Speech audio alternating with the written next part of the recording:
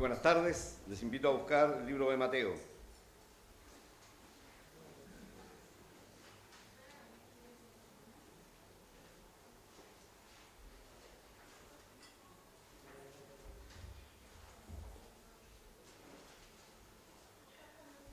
Evangelio según Mateo, capítulo 14.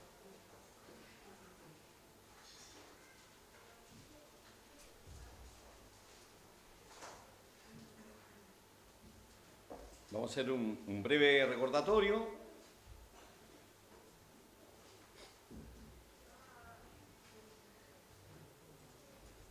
El Señor Jesús está en su ministerio en la región de Galilea. Si han estado atentos a las noticias de los últimos tiempos, digamos, queda arriba de Cisjordania esto, actualmente. El Señor concentraba gran parte de su actividad, la concentró en Capernaum, en aquella zona, Genesaret, alrededor de aquel lago, o mar de Galilea, que también se llama. El Señor está allí, se acerca una segunda Pascua ya. Esta Pascua el Señor no la pasa en Jerusalén, sino en aquella zona. Tal vez para evitar, digamos, todo lo que pretendían hacer los judíos, que era matarle, interrumpir el ministerio del Señor. Así que allí encontramos al Señor Jesús, en la región de Galilea. Él estuvo alimentando a la multitud de 5.000, alrededor de 5.000 hombres, dice la Escritura. Así que tal vez 8.000, 10.000 personas le seguían. Y de verdad que el lugar que el Señor escogió seguramente era un lugar acústicamente bueno para que su voz se escuchara. Hay lugares donde la voz rebota y vuelve y son buenos lugares como para hacer algún discurso. Así que el Señor estuvo allí, estuvo alimentando a aquellos 5.000 hombres. La multitud quiere hacerle rey. El Señor obviamente que no está dispuesto a hacer aquello. El Señor se va de ese lugar, por ahí cerca. Ahora despide a la multitud y aquí entramos en el versículo 22.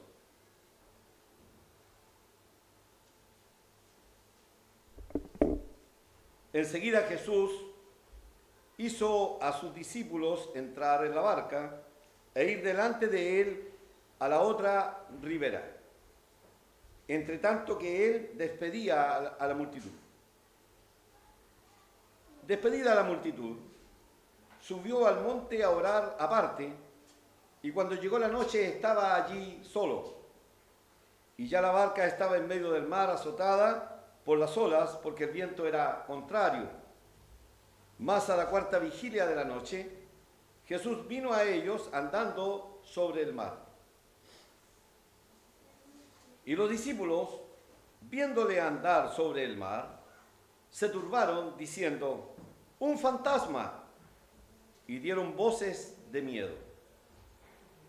Pero enseguida Jesús les habló diciendo: tened ánimo, yo soy, no temáis.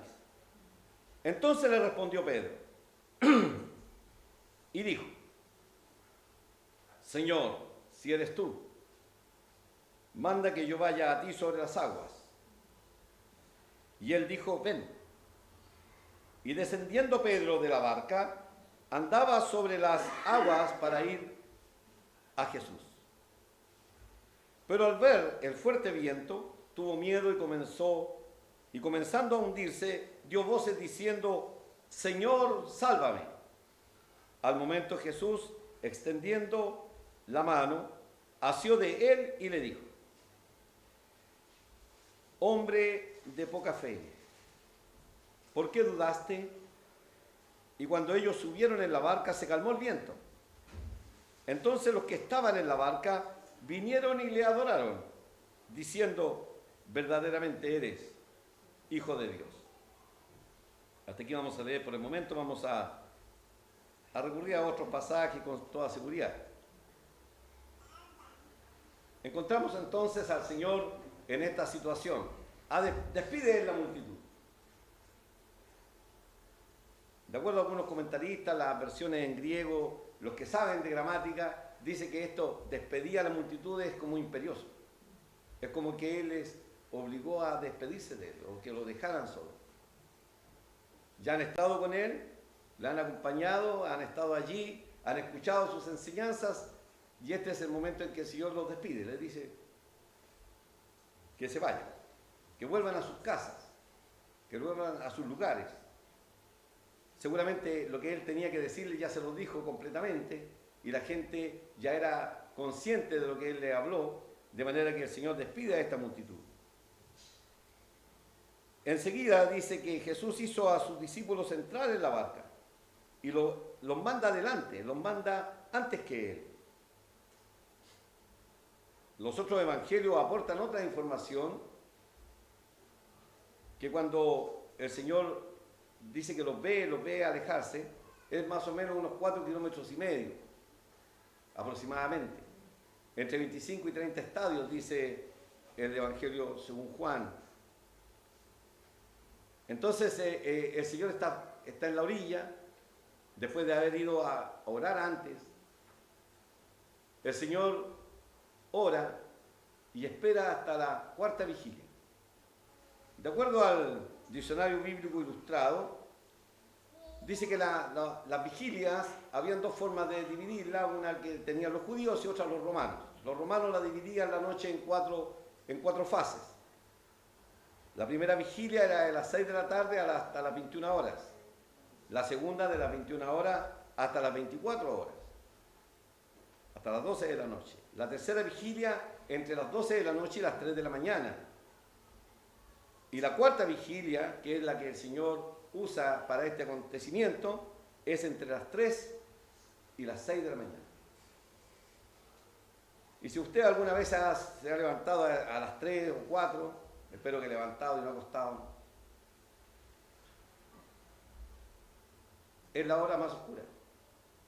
Es una hora bastante oscura. La más densa de la noche.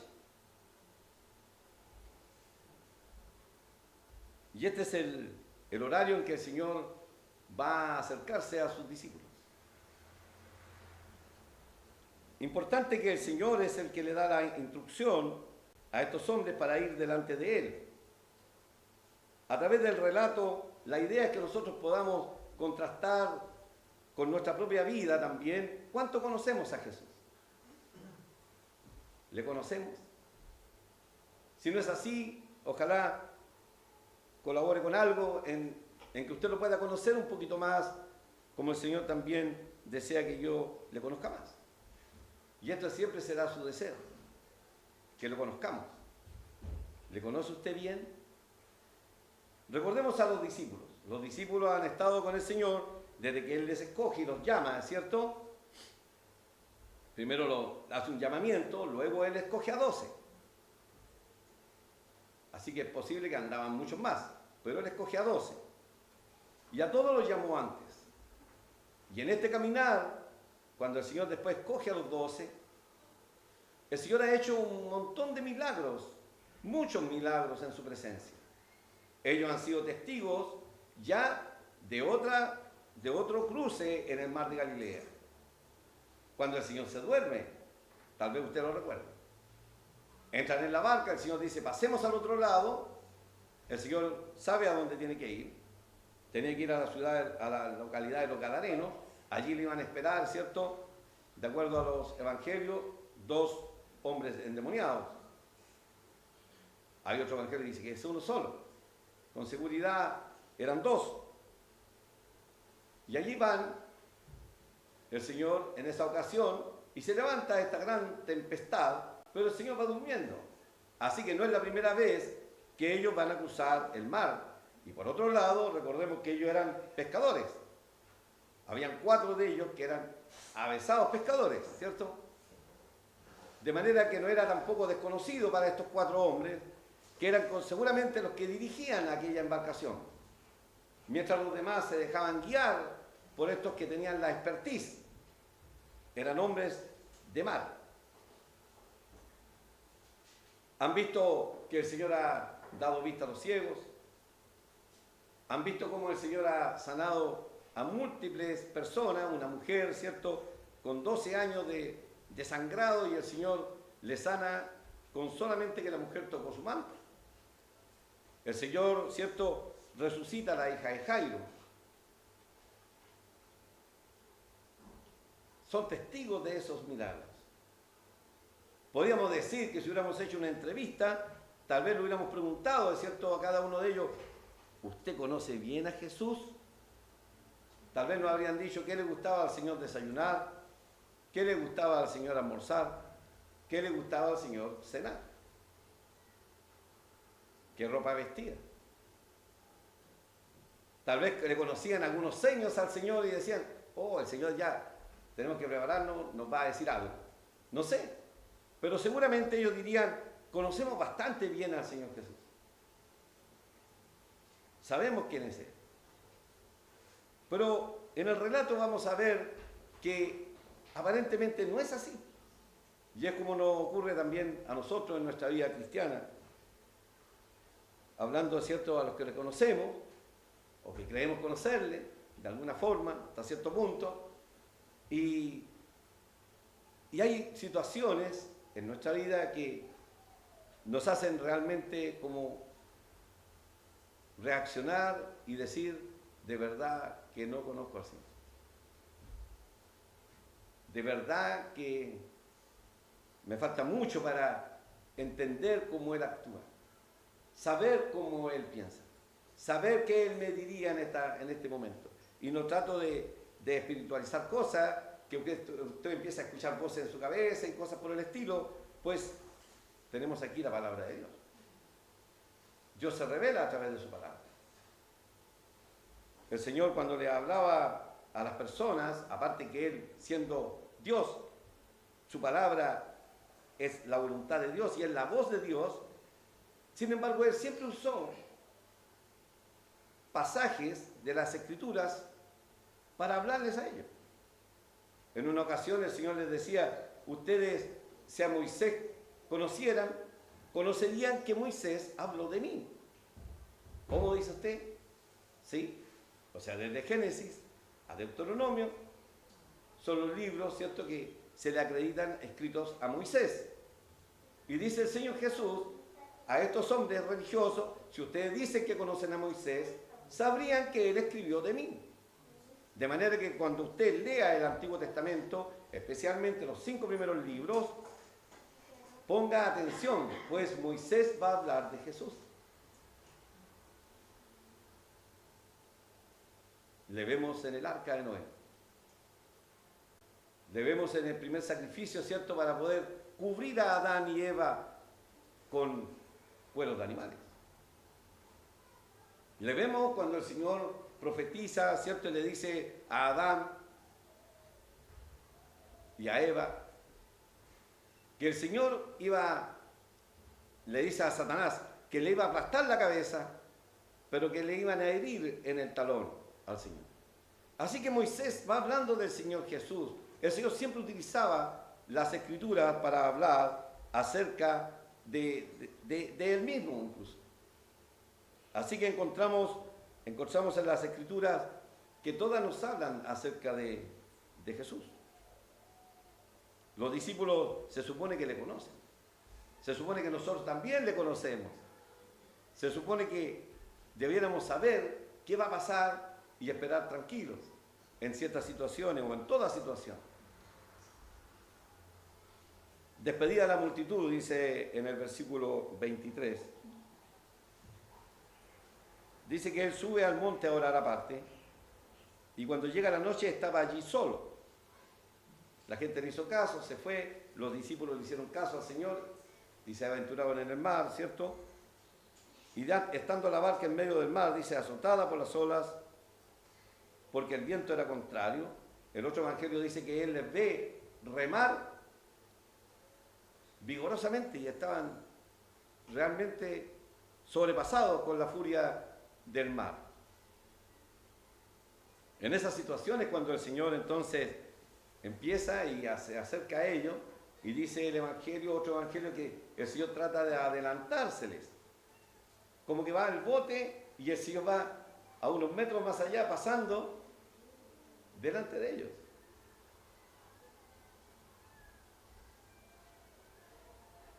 ¿Qué habrán sentido, cierto? La Biblia nos dice que mucho miedo. Pero es el Señor Jesús. ¿Por qué les da miedo? Porque no le reconocen. Están tan asustados con la situación que están viviendo. Están tan allí, ¿cierto?, presionados por el viento contrario, el tener que remar, ver la figura, ¿cierto?, de que ellos no reconocen que es Jesús, pero ellos creen que es un fantasma y se aterrorizan. Están tan ensimismados en esto que esto no les deja ver que es la persona de Jesús. ¿No nos pasa también a nosotros?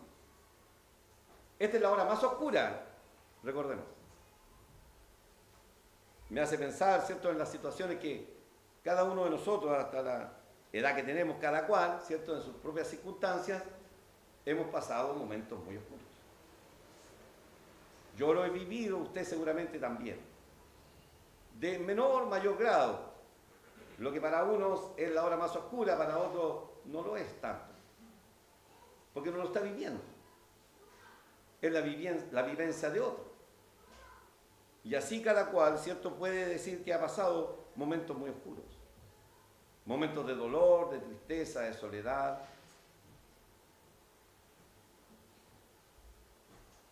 Y no ve la mano de Dios ahí.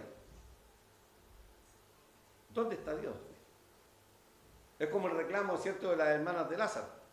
Si hubieras estado aquí, mi hermano no habría muerto. En otras palabras, ¿cierto?, igual que nosotros, Señor, si realmente hubiera estado en mi vida, ¿por qué me van a quitar la casa? ¿Por qué perdí el trabajo? ¿Por qué me enfermé? ¿Por qué mi familia está enferma? O mi padre está enfermo, o mi madre está enferma, yo estoy enfermo. Porque uno tiene un concepto, ¿cierto?, que si el Señor está con nosotros, entonces no debiéramos tener problemas. ¿Quién le ha dicho eso? La religión enseña eso. La religión enseña, es cierto, si usted se porta bien, Dios le hará todo lo bueno. Si usted se porta mal, Dios le castigará. Yo lo escuchaba desde niño. Un Dios castigador y un Dios que cuando hacemos algo bueno, como que no se manifiesta mucho. Pero esos conceptos religiosos no tienen que ver con el Dios de la Biblia.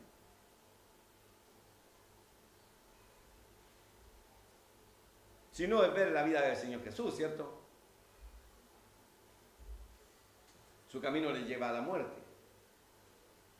Y él allí, ¿cierto?, clama que ha sido desamparado. Dios mío, ¿por qué me has desamparado? ¿No se parecen también a veces a nuestras palabras? Con la diferencia que Él había nacido para pasar por aquello. Y los sufrimientos del Señor son incomparables, ¿cierto? No se pueden comparar con nada de lo que nosotros hayamos vivido, experimentado o vamos a experimentar. Porque nuestros pecados estaban sobre el Señor Jesús en aquellos momentos en la cruz. Porque Dios cargó en Él el pecado de todos nosotros. Porque Dios lo hizo a Él, ¿cierto?, como que fuera digno de la justicia de Él y digno de castigo, cuando Él nunca hizo nada malo. El Señor Jesús jamás mintió, jamás pensó algo errado, nunca hizo algo fuera de la voluntad de su Padre, jamás. Pero estaba en la cruz, tomando mi lugar, el lugar, ¿cierto?, del pecador perdido. De nosotros, ¿cierto?, seres humanos que somos viles pecadores. Pecamos desde que tenemos uso de razón, pecamos contra Dios. Cuando somos pequeños desobedecemos a los padres. desobedecemos a los profesores, desobedecemos cualquier tipo de autoridad y sobre todo en estas nuevas generaciones.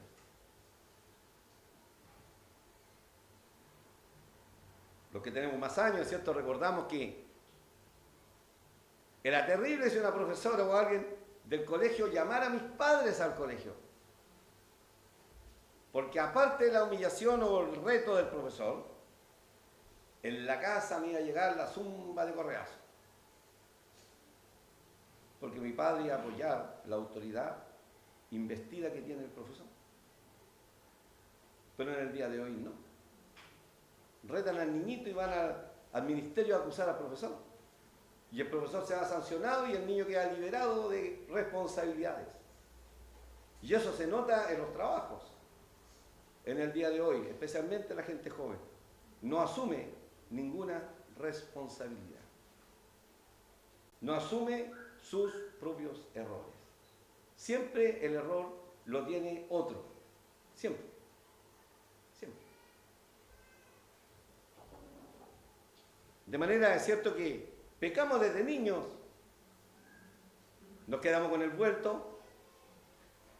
Nos creemos muy vivos cuando la persona en la caja se equivocó y salimos con más plata de la que entramos y nos creemos muy listos. Y aquello es robo, dice Dios. No hurtarás, no robarás. De manera que somos pecadores desde muy pequeños. ¿Para qué hablar cuando vayamos creciendo, cierto? Siendo adolescentes. Y todo se lo atribuimos a los cambios hormonales, ¿cierto? Pobrecito el que está creciendo. Pobrecito que sigue siendo un gran pecador. De manera que nuestro pecado, ¿cierto?, nos lleva a estar siempre lejos de Dios, alejados de Dios. Y por eso el Señor Jesús fue cargado con nuestros pecados en la cruz para poder hacer libre al pobre infeliz pecador. De manera que todo aquel que confía en Cristo para su salvación es salvo. Porque no hay manera en que tú o yo podamos borrar un solo pecado que hemos cometido contra Dios. No lo podemos hacer. Estamos muertos en delitos y pecados. Estos 12 hombres que van en la barca están ensimismados, ¿cierto?, con sus problemas, están terriblemente angustiados porque el viento les es contrario, no avanzan nada, están a 4 o 5 kilómetros de la costa, y si usted en una piscina a duras penas da unas 3 vueltas, imagínese nadar si el bote se hunde a 5 kilómetros de la costa. Son pocos los que llegarían afuera. Yo creo que los 4 pescadores hubieran llegado y el resto de los apóstoles se mueren, ¿no? Y así nos pasa a nosotros, ¿cierto? Nuestro pecado no nos deja ver a Dios. Nuestro pecado no nos deja ver a Jesús actuando en nuestra vida. Cristianos y no cristianos.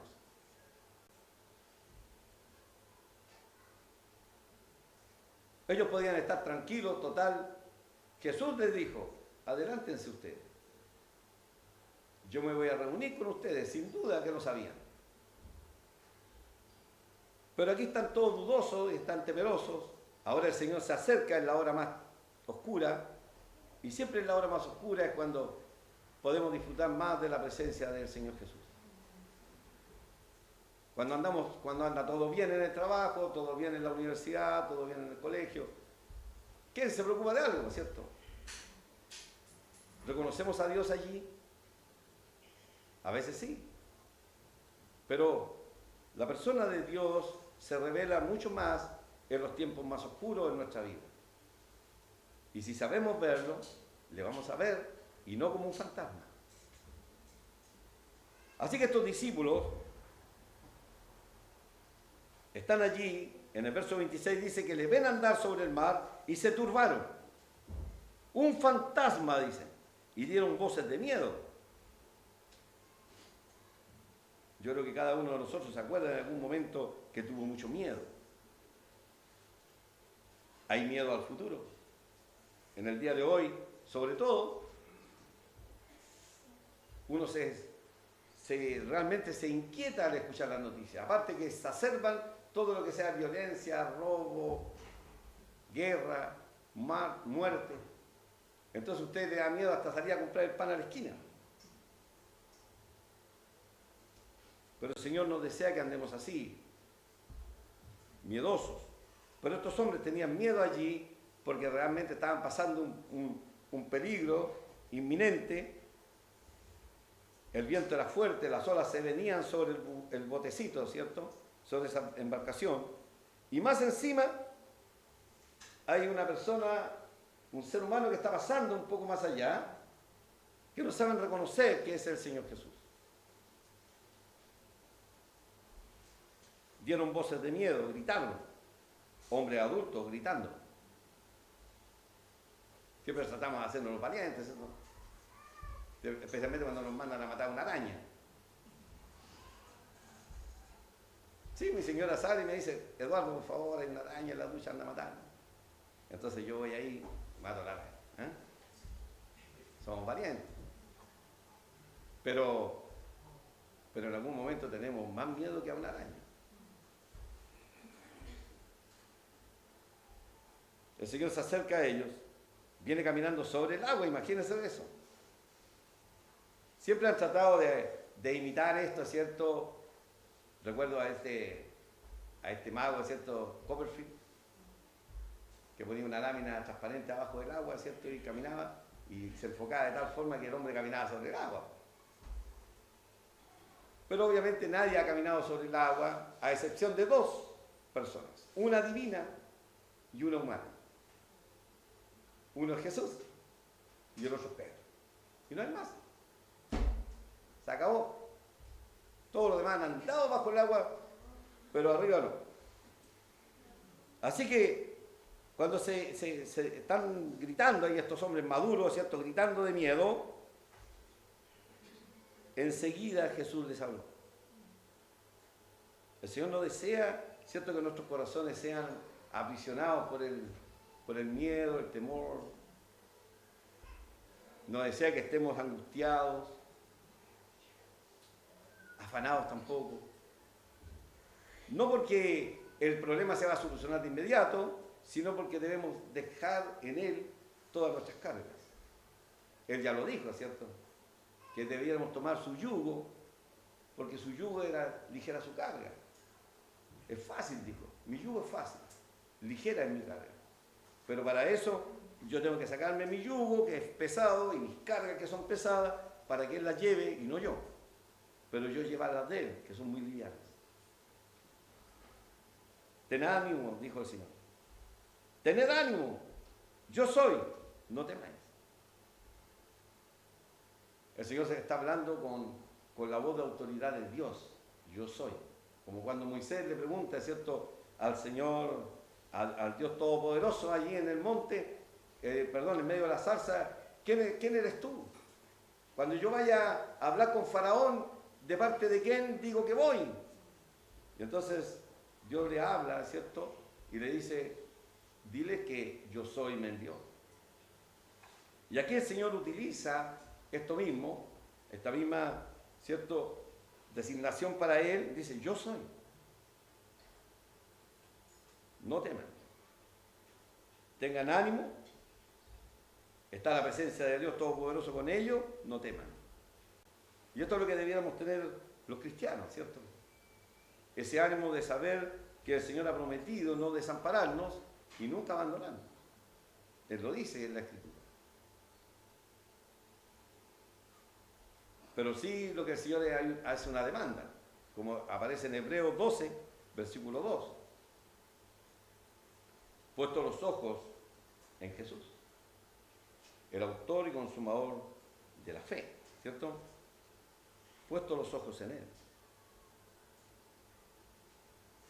Pero Pedro, menos mal que dijo esto Pedro, si no jamás habría andado sobre el agua.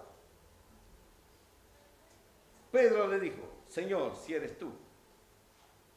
Algunos dicen que pudo haber sido, Señor, como eres tú, manda que yo vaya a ti sobre las aguas. Señor, si eres tú, manda que yo vaya a ti sobre las aguas. Le está pidiendo algo muy especial, ¿cierto? Que ningún fantasma lo va lo va a hacer, digamos. No existen los fantasmas en todo caso. Demonios sí, fantasmas no. Cuando penan son los demonios. Pues está establecido que los hombres mueran una sola vez y después de esto el juicio. Nadie viene del más allá. Todos ya están o en el infierno y los que mueren con Cristo en el cielo. Pero fantasmas de ellos no hay. Recuerde que los demonios lo conocen bien a usted y a mí. Saben su nombre, su root, dónde vive, quiénes son sus parientes, saben todos sus antepasados. Los demonios lo saben. Ni usted lo sabe, pero ellos sí. Imitan sus voces. Imitan al ser humano. El ángel Satanás se puede disfrazar como ángel de luz. De manera que no crean, ¿cierto?, que los fantasmas existen. Demonios. Yo soy. Si eres tú, manda entonces que yo vaya. Ven, le dice el Señor. No dice nada más el Señor. Una oración más larga, una respuesta corta. A veces creemos que por nuestra palabrería seremos oídos, dice el Señor Jesús. No es así. Así que cuando oremos, usemos el corazón. Pedro lo hizo de corazón, el Señor, la respuesta fue breve. Ven. Y Pedro, ¿cierto?, que el Señor le dice, hombre de poca fe, obviamente que en esos momentos tuvo fe. Sacó el pie del barco, sacó el otro pie y pisó sobre el agua. A veces el Señor nos pide, ¿cierto?, que avancemos, que nos lancemos en la voluntad de Él, en lo que sabemos que es su voluntad. Y a veces tenemos miedo y nos quedamos en la barca y no salimos del bote. No salimos de la comodidad, ¿cierto? Es más fácil quedarse en el bote.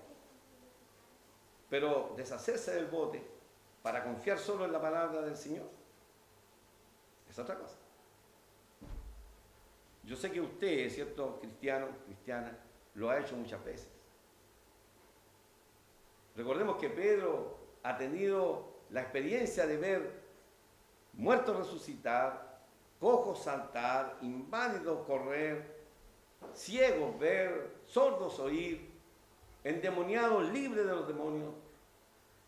Podríamos decir, oye, Pedro tenía que haber tenido mucha fe en el Señor. Pero olvidó todo eso. Olvida todo eso por lo que va a acontecer ahora.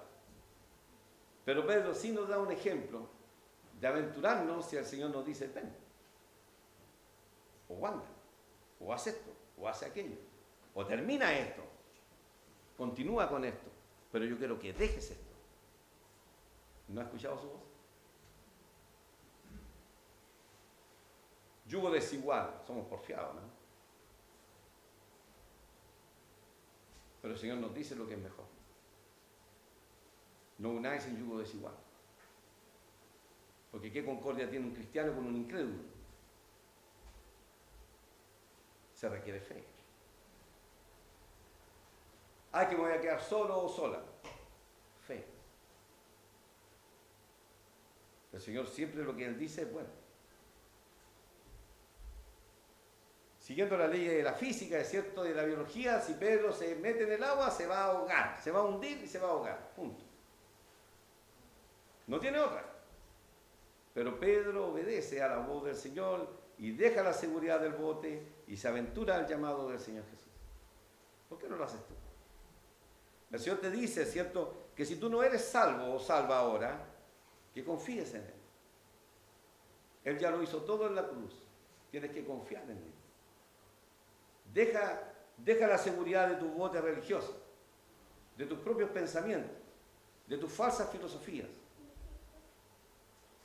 Responde al llamado del Señor, que Él dice, arrepiéntete y cree en el Evangelio. Que no es otra cosa, es cierto, que Cristo murió por nuestros pecados.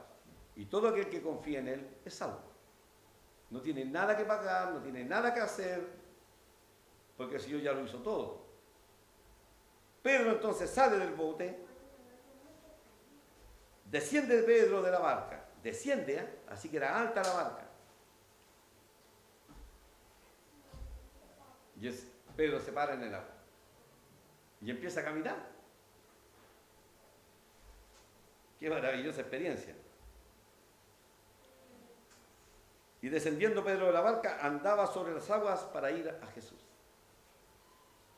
Mientras tenía sus ojos, su vista enfocada en el Señor Jesús, no hubo problema. Acompáñenme a Hebreos capítulo 12, por favor. Sin perder Mateo 14. Hebreos 12.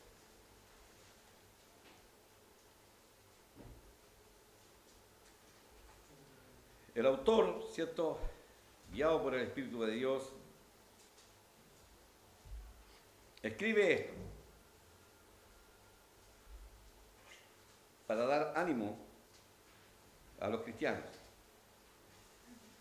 Hebreos 12, versículo 1 dice: por tanto, o en vista de, nosotros también, teniendo en derredor nuestro tan grande nube de testigos, despojémonos de todo peso y del pecado que nos asedia, y corramos con paciencia la carrera que tenemos por delante, puestos los ojos en Jesús. Y aquí es donde quisiera que se concentren. Puestos los ojos en Jesús, el autor y consumador de la fe, el cual, por el gozo puesto delante de él, sufrió la cruz, menospreciando el oprobio o la vergüenza, eso significa, y se sentó a la diestra del trono de Dios.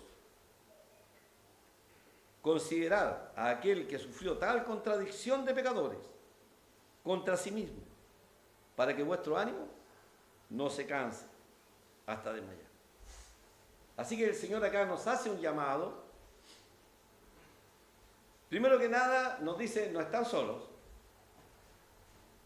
Ni el que esté adentro de la casa, no estás solo. Tienes una gran nube de testigos.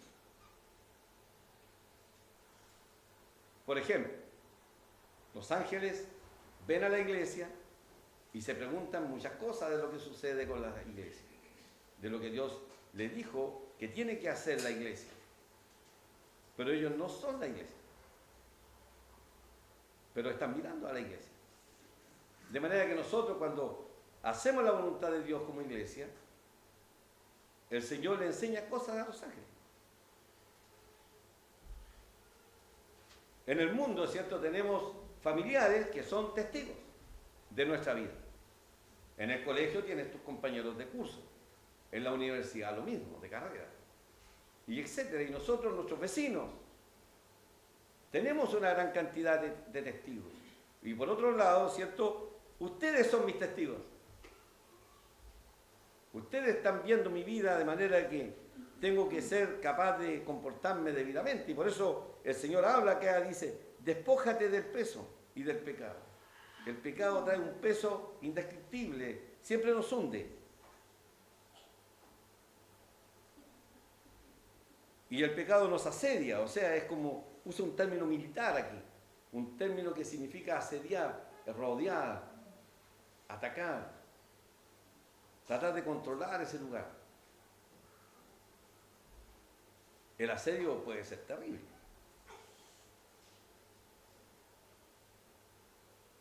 Pero dice, debemos hacer esto, debemos estar conscientes que tenemos testigos que nos ven, tenemos que despojarnos del peso, del pecado que nos rodea, nos asedia, y corramos con paciencia. No como el caballo inglés, ¿cierto? El caballo inglés sale soplado, pero veamos si llega a la meta. Muchos, ¿cierto?, parten muy bien y terminan muy mal. Porque la carrera cristiana es una carrera de largo aliento.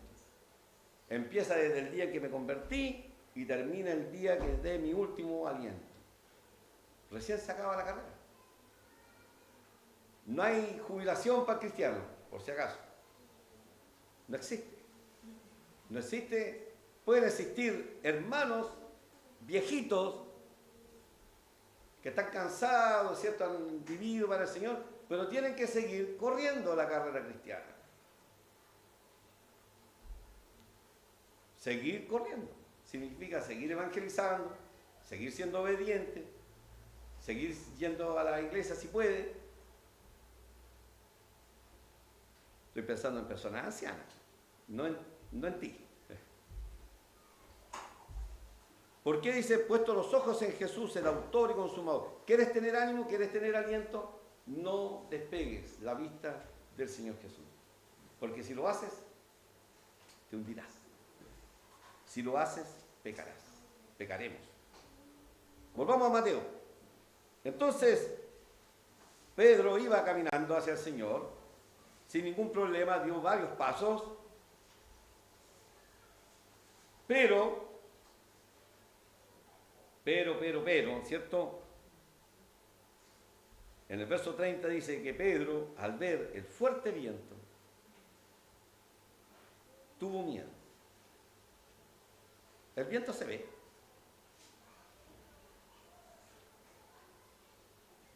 Porque aquí dice que vio el viento. Con seguridad él no vio el viento, sino vio los efectos del viento, ¿cierto? Son las circunstancias que le están rodeando, el fuerte viento, ¿cierto? Levanta las olas, ve las olas en los océanos, se levantan olas gigantes, de más de 30 metros. Olas tremendamente gigantes que se levantan en medio del mar. Acá, ¿cierto? Pedro ve los efectos que está haciendo, ¿cierto? Este viento, seguramente las olas que venían sobre él, pero despegó la vista del Señor. Se olvidó que el Señor le había dicho, ven. Se olvidó del llamado.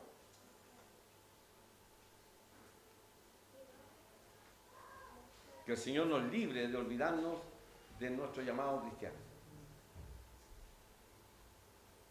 Tal vez tú recuerdes cuando te convertiste, tal vez dijiste palabras parecidas a esta, tal vez, Señor, te seguiré a donde quiera que me llames o que me envíes. Te seguiré. Pero en medio de la batalla, ¿cierto?, cotidiana, tendemos a olvidar ese llamado. Tendemos a olvidar que el Señor dice, ven. Ven. No lo olvides. No olvides tu llamado.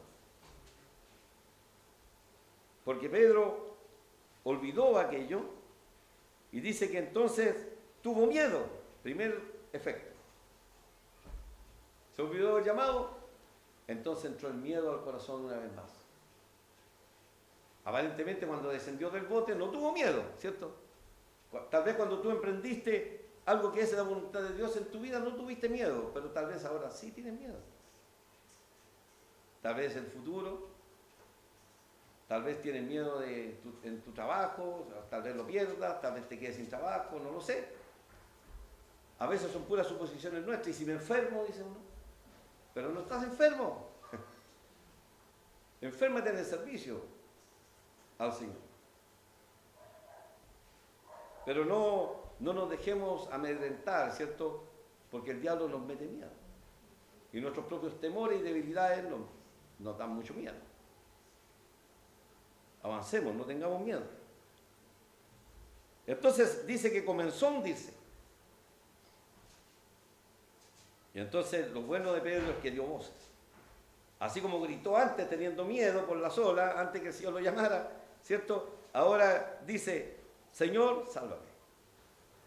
¿A quién acudimos? Al autor y consumador de la fe. A Él tenemos que volver una y otra vez. No podemos dejar de siempre volvernos a Él. Porque solo Él nos va a entender, solo Él va a estar ahí al lado, solo Él está atento. ¿Para qué? Al momento, dice en el versículo 31. El Señor no esperó ningún ratito más.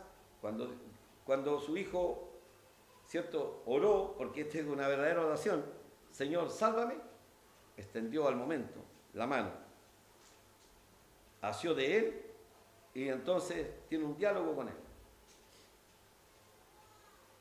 Hombre de poca fe. ¿por qué dudaste? ¿Por qué dudaste? ¿Había motivo para dudar? Si era el Señor el que llamó. No. No había justificación para dudar. Es como cuando la primera vez que pasaron la tormenta, el Señor esa vez le había dicho, vamos al otro lado. Y el Señor se puso a dormir. ¿Se iban a ahogar? No. ¿Por qué? Porque el Señor le había dicho, pasemos al otro lado. Iban a llegar al otro lado. Olas de 20 metros, no importa, iban a llegar al otro lado. Aquí el Señor le había dicho a Pedro, ven, y eso bastaba para que él no tuviera dudas. Por otro lado, ya sabía que era el Señor Jesús, pues él le había dicho, Señor, si eres tú, manda que yo vaya a ti sobre las aguas. De manera que ya estaba demostrado esto. Bueno, el Señor le asió de él, dice, ¿cierto? ¿Por qué dudaste? Otro evangelio dice que de inmediato, ¿cierto? Ellos después llegan ahí a la barca, pero suben en la barca, se calma el viento. Oh, viene un momento de paz. Qué bueno, porque el Señor siempre en los momentos difíciles nos trae un momento de paz. El problema tal vez siga, pero trae paz a tu corazón. Trae paz a tu mente. Trae tranquilidad. Y eso es incomparable. Saber que se está haciendo la voluntad de Dios, pese a los problemas que tengamos. No importa. No importa. No defraudemos al Señor dudando, pero vamos a tener dudas. No somos mejores que Pedro. Por otro lado, Pedro tenía la ventaja de haber visto muertos resucitar. Yo, el único muerto resucitado soy yo y otros más que nacimos de nuevo. Muertos, ¿cierto? Que pasamos de muerte a vida por la palabra del Evangelio de su gracia. Se calmó el viento. Otro evangelio dice que de inmediato llegaron al puerto. Así que llegaron al destino, que era Capernaum. Ese era su destino, eso lo dice Juan capítulo 6. Iban a Capernaum. Tenía el Señor que seguir enseñando allí. Más adelante vamos a seguir viendo, digamos, lo que al Señor le va aconteciendo en ese lugar, antes que después llegue a su tercera y última Pascua. Entonces dice, los que estaban en la barca vinieron y le adoraron, diciendo, verdaderamente eres Hijo de Dios. Yo no diría que, bueno, aquí se le solucionaron los problemas a los apóstoles, nunca más van a dejar al Señor solo, nunca más van a abandonar al Señor, nunca más van a desobedecer su voz. ¿Es así? No. Así que tampoco nosotros en un sentido, ¿cierto? Tenemos que tener miedo de nuestra propia naturaleza, porque es caída. Nuestra naturaleza es caída. Pero el Señor nos llama a poner nuestra vista en Jesús, el autor y consumador de la fe. Y tenemos que tener claro, ¿cierto?, que debemos seguir avanzando, pues nunca terminaremos de conocer totalmente al Señor Jesús. Ellos ahora pudieron conocer un poco más del Señor, que el Señor Jesús es todopoderoso, que Él en medio, ¿cierto?, de la tormenta va a estar allí. Le conocen un poco más, que si el Señor dice algo, Él lo va a cumplir. Que el Señor en momentos de angustia va a extender su mano y los va a rescatar o a salvar en un sentido físico, ¿cierto? Los que somos salvos, ya no perdemos la salvación, no la perdemos.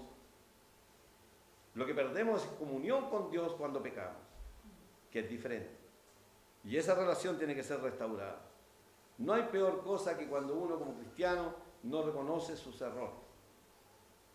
No admite ante el Señor, Señor, no soy lo que tú quieres que yo sea. Señor, yo no soy ese hijo obediente o hija obediente que tú esperes que yo sea. Debemos partir haciendo eso. Así como Pedro, ¿cierto?, clamó, Señor, sálvame. Nosotros podemos decir, Señor, Padre, perdón, porque no soy como tú quieres que yo sea.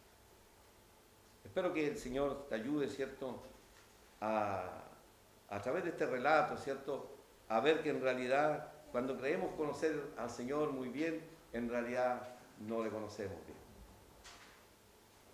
Y que siempre habrán oportunidades, ¿cierto?, para o glorificar a Dios, y siempre el diablo pondrá obstáculos para que nosotros podamos pecar contra Dios.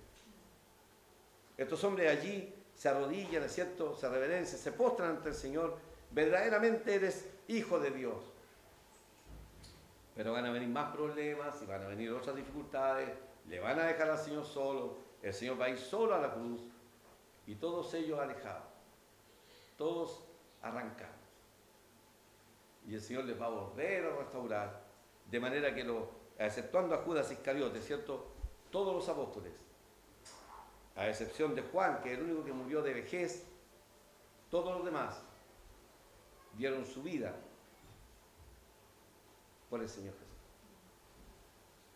Los aserraron, los quemaron, los ahorcaron, los clavaron con lanzas, les cortaron la cabeza.